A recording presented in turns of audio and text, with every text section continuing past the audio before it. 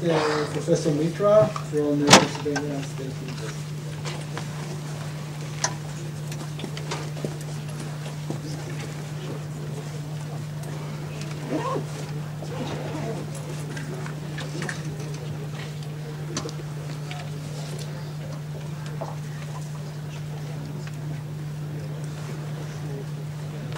Thank you very much. My name is Prasenjit Mitra, and I'm an associate professor at Pennsylvania State University. And I will be talking about, giving you an overview of the work that we are doing in our group, have done in the past. And this is in collaboration with lots of people. Specifically, I would mention Professor Lee Giles, who started the CiteCRX project 10-15 years ago. And Leo Roca, whom at least 1/3 of you know, if not more. This is about information extraction and text mining. So the motivation is that we have a lot of data, and when I talk about data, I'm using it in a broad sense, and I would ask you to, those of you who are very used to numerical data, to think a little bit broader and talk about, think about text, because almost all the work that I'll be talking about today has been done on the CiteCRX system, which maybe some of you have used. It's a collection of academic papers. So most of the data I'm talking about is basically text. Okay.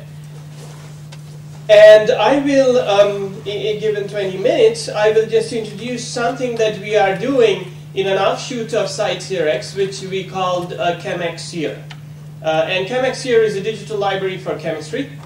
And we have different types of problems that comes up in ChemXCR, and I'll just try to motivate some of them. So one of them is that we need efficient search tools to do basically searching for chemical entities. Chemical names, chemical formula, a lot of searches have this information. And also some cases they want to draw the structure. So this is again collaboration with 2 or 3 chemistry professors at Penn State. It has been about a 5-year project funded by the National Science Foundation. And then right now, Dow Chemicals is funding this. So the other type, apart from chemical name and chemical formula, the other type of querying that they want to do is to draw chemical structures. And there is a tool that they can use users can use to draw chemical structures that gets translated into a graph, and then internally we do the search. Okay. So what we do in CiteCRX is we extract a lot of the metadata. Author name, institution, venue of publication, and so on and so forth. In chemistry and in some other sciences, there is supplementary data that people want to submit or need to submit in some journals that go along with the paper.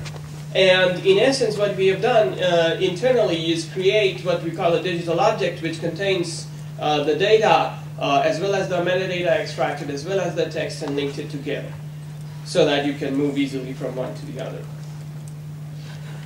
One of the types of extraction that we had to do for chemistry that we don't do for computer science is essentially figure search. So they wanted to search for figures, especially figures where data has been reported.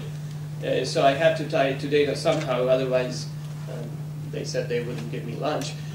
So the figures actually have plots of data, 2-dimensional plots. And there are some 3-dimensional plots, but those we have found is a pretty hopeless case to do a reverse extraction. So what we want to do is from the figure we want to grab the data and put it in an Excel sheet or a database or whatever else, bring some structure onto the unstructured data so that you can query it.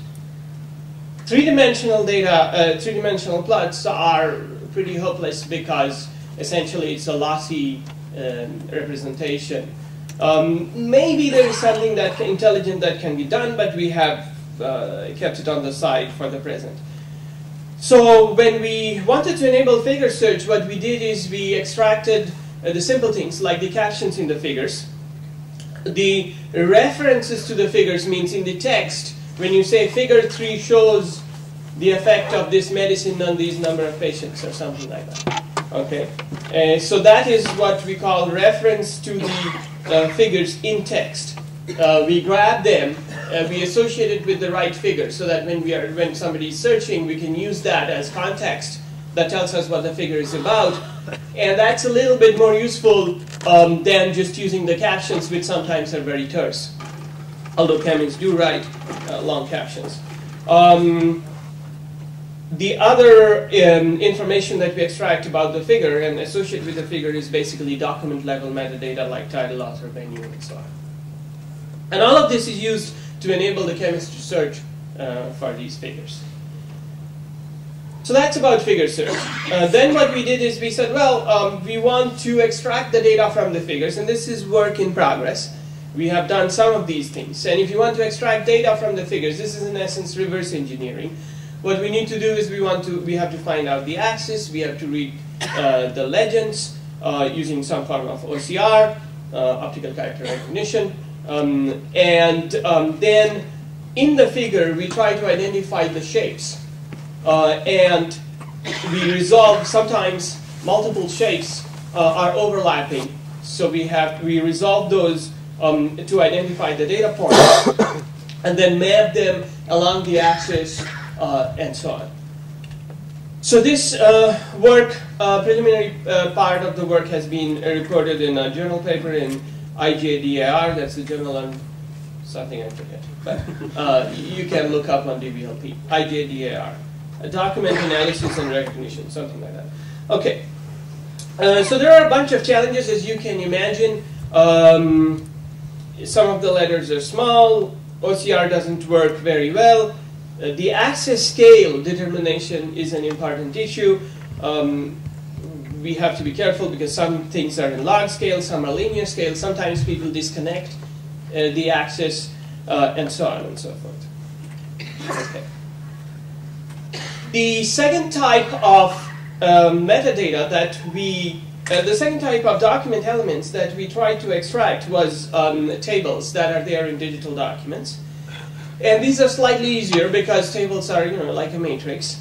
And we identify the boundaries of the tables, then we separate the header from the data, and then we find sometimes there are row headers and column headers. So again, it's a classification problem. We've built some classifiers using features that identifies what is data, what is the header, and then does the extraction to put the data. This, I don't know how much you can see, is sort of our interface. This shows you the paper. And the user searched for some particular table. I mean, in this case, we don't know that much chemistry, so we search for water.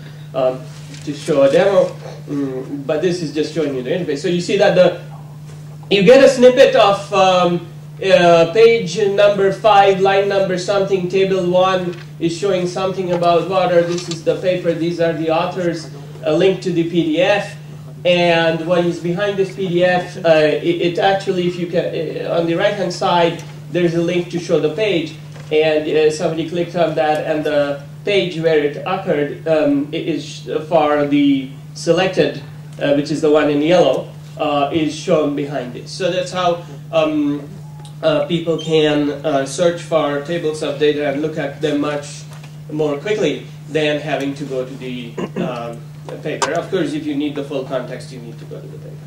But this is to find at least the relevant papers where some data of interest has been reported. So in the table extraction, there is basically a paper called the Tabular Survey of Tables, which runs 24 pages, and it's very ingeniously written. The paper is itself written as a table, so the abstract is a table, and the conclusion is a table, and so on. And it shows you all sorts of different types of tables that can be. And people have different motivations of cramming things in the same table. Sometimes the text goes this way and that. So these are a bunch of problems that come up with the table detection. However, we have released the first version of the code. You can search for tables here, It's on source 4. You can try it out. We know that at least 5 people like it. People who don't like it are polite. They said that, yeah, this is the first version, so it works on 50% or 60% of the cases. And we know that there are cases where it doesn't work. And these are the problems. We have written a bunch of papers on some of our preliminary works, and you're welcome to look at it. Chemical entity search, this was, again, another different type where we go through the documents and we try to tag chemical formula, chemical names. And the issue there is basically, when is something a chemical name? If you have gold, it basically depends on the context. If you say gold MasterCard, obviously that gold is not a chemical name. They don't talk about gold MasterCards in chemistry papers, so we are safe on that. But there are abbreviations. OH, is it Ohio, the state, or is it the hydroxyl ion? And there are things like that that happen. So it's not a terribly hard problem. So using some naive techniques, you can identify things with 90% accuracy. It's basically the last 10% where if you don't want to live with 10% errors or 7% errors, but you want it down to 1 or 2%, that's when the identification gets hard. And as was mentioned in this morning, I think Mark mentioned it, we have a very unbiased data set where most of the things are not chemical names and chemical formulae. And some of them are, so we had to do a little bit of tweaking, and again, the details are in our papers. Okay, so the different types of formula search that we enabled, I will not go into that. And the last thing, this is the ongoing work that we have. We are working on citation recommendation. It's a version, you can search for RefSeer, R-E-F-S-E-E-R. And we have a version online. We have a version that's much better than the version online. But you can try out the version online and let us know if you have comments. So what you can do is you can put in your paper and it will list a ranked list of papers that the system thinks that perhaps you should cite. These are related papers, and it can be used by junior researchers who perhaps are not aware of the whole breadth of the fields and are starting to learn. Or it can be used to check, have I missed some paper? Just because our memory, we miss things. So that's the system, that's the motivation. And there are various slightly different versions of the problem. So for example, you can give the full paper and you say, okay, I want a citation here and here and here, and the system can go in and put the citation in. Or you can give the citation context. In this case, you basically identify the citation context, and we can come in and say what paper should be mentioned there. Just as I have shown below, that empty box will be filled out. Okay. So in our system, and there are a couple of other variations of the problem, where you just dump the entire text and you don't mark where you want the citations. So we have done that version of the problem too. Essentially, we run a scroll a sliding window across the whole paper, trying to figure out whether we need a citation at each window. Now, the best results that we have seen are using a supervised learning algorithm. And these are sort of the candidate features that we have used. So essentially, every paper in our database is a candidate for being cited. Now, for the paper that is a candidate for being cited, we want to look at the citation counts, how many citations are already there. There are features that are author-aware features. I have my biases, and I am most likely to cite, I like certain people's works, and most likely to cite that person's papers. So these are the author-aware features. How many times has the writer cited the candidate's venue in the past? And perhaps in a future version of the tool, if you don't want that bias, you say, okay, tell me whom I should be citing rather than whom I most possibly will be citing. You can, we could turn that off. Then there are context-aware features. So what are the words in the context, in the sentence where the citation will go? And we use the CiteCRX data to learn essentially which features have the maximum utility. So this is a binary classification. The training data is in the database, in the Cites Digital Library. We have pairs of citing papers, cited papers, and the citation context. So paper 1 cited paper 51, and the sentence where paper 51 was cited. The citation context, I say sentence, but it can be multiple sentences. Okay. And the negative instances, so when we trained a classifier, we need to provide negative training examples. It uses a context, and so we grab a context and we generate a random citation. Okay, so that's our negative sentence. There's related work, since I have 5 minutes. That's homework. I will talk about it now. The training data we worked on is basically papers from CiteSeer, about 1,000 papers, and the citations that are there in the training data have been used as positive examples. You could say that negative examples, we chose like 4 negative examples at random for each positive example. And you could say that, you know, our problem, essentially we are interested in a one-class classifier, which is true, but we use a one-class classifier and that doesn't give us very good results. Okay. Then we use a lot of other features like citation in count, title, author, venue, error, and so on. And there were dynamic features, which is like number of citations, which keeps changing all the time. There were popularity-based features, again, which were taken in the last 12 months, and you could use sliding windows. These are the candidate metadata features. This is now based on the papers themselves and the journals where it was published, and so on. Metadata similarity features. If you know where the paper is being submitted, you could find the similarity of the venue.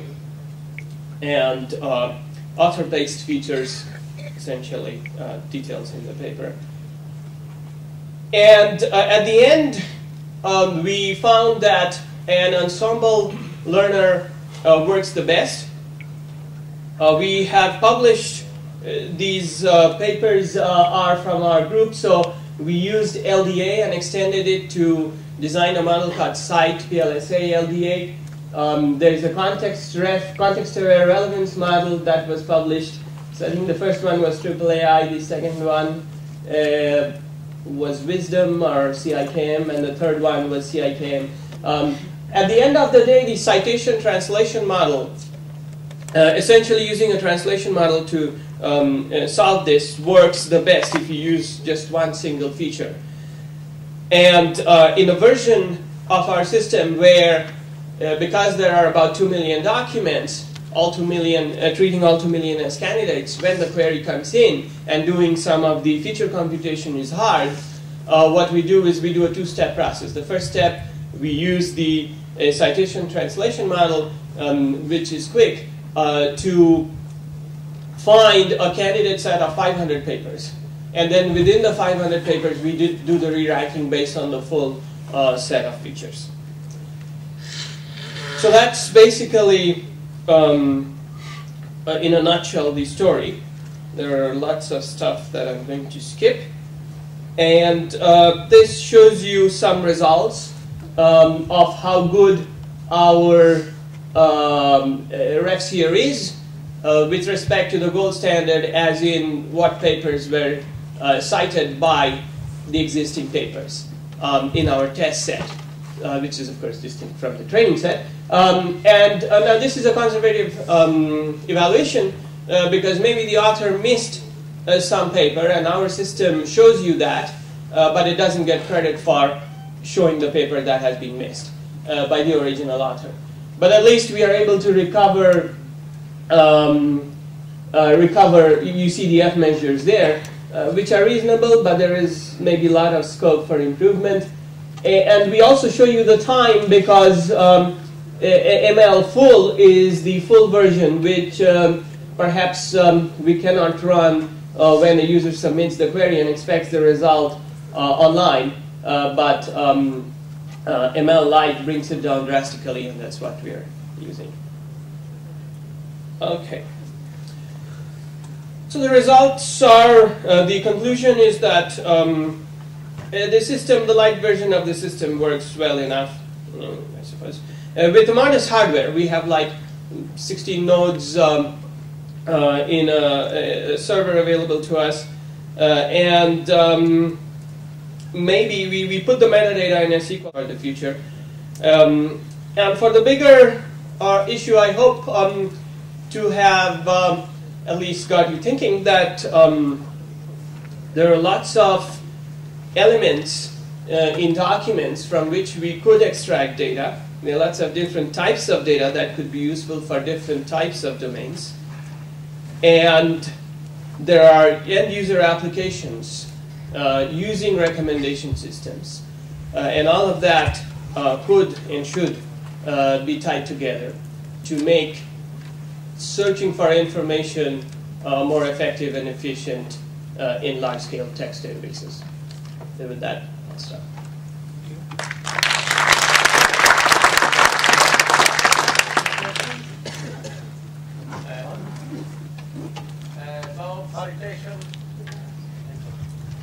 About citation recommendation, I wonder what happens if I'm writing a paper on a subject, but I'm not using the right terminology. Basically, I don't know the right name of the topic, which, by the way, happened to me once or twice. Would your system help in that case? Well, so we don't. So if you are using a totally different language, you know, in the just a different term, not a different language. Yeah. If you don't know what people have called it, okay, but your description is similar. So if you don't know a phrase, but if when you're talking about it, you're doing something with matrices and you're doing eigenvalue decompositions and things like that. So if the basics are the same, we look at the entire set of terms, not only just key phrases. So if you have sufficient overlap in the terms that you use, then our system will work. And if somebody else has done what you have done, which is not use the term, but refer to it using terms that you have used, then it will find it. So in essence, what it looks at is, there are various versions, but in one of the context, the sentence, where you say, this paper showed us that this has happened. Those are the terms that we use to say, when somebody else said this, they cited paper number 55. Maybe you should also cite paper number 55. But if it's a totally different language, then we are lost. Thank you. Okay.